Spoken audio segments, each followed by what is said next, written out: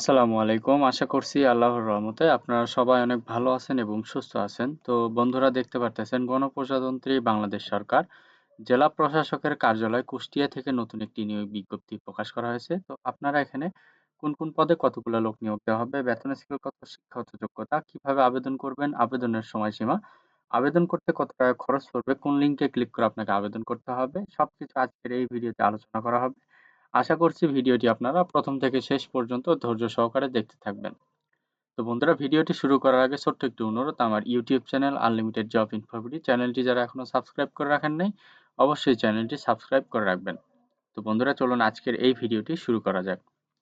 তো প্রথমে দেখতে পারতেছেন যে পদে লোক নিয়োগ করা হবে, ১ নাম্বার যে পদ দেওয়া হয়েছে এটা হচ্ছে হিসাব সহকারী।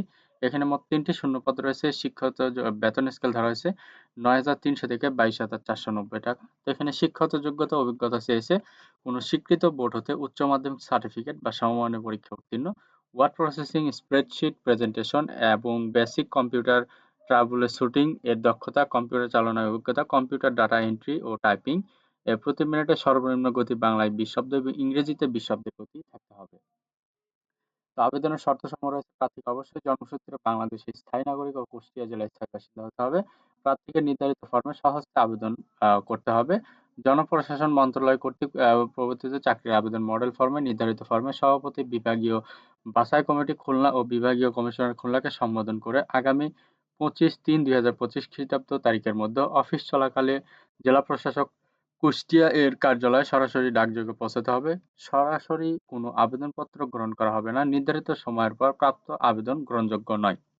খামের ওপর মোটা অক্ষরে পদের নাম বিশেষ করে যদি থাকে, আ কোটা যদি থাকে এবং বাম পার্শ্বে আবেদনকারীর পূর্ণ নাম, ঠিকানা স্পষ্ট অক্ষরে লিখতে হবে। নির্ধারিত আবেদন ফর্মটি জেলা প্রশাসক কার্যালয়, কুষ্টিয়া এবং এর সংস্থাপন শাখা হতে অথবা জেলা তথ্য বাতায়নের ওয়েবসাইটে নোটিশ বোর্ড হতে সংগ্রহ করা যাবে। এছাড়া কুষ্টিয়া জেলার প্রতিটি ইউনিয়ন ডিজিটাল সেন্টার হতে আবেদন ফর্ম ডাউনলোড করা যাবে।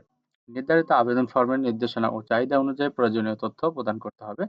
আবেদনের সর্বশেষ এখানে তারিখ দেওয়া রয়েছে, দেখতে পারতেছেন ২৫/৩/২০২৫ খ্রিস্টাব্দ তারিখে ১৮ থেকে ৩৫ বছরের মধ্যে হলে আবেদন করতে পারবেন।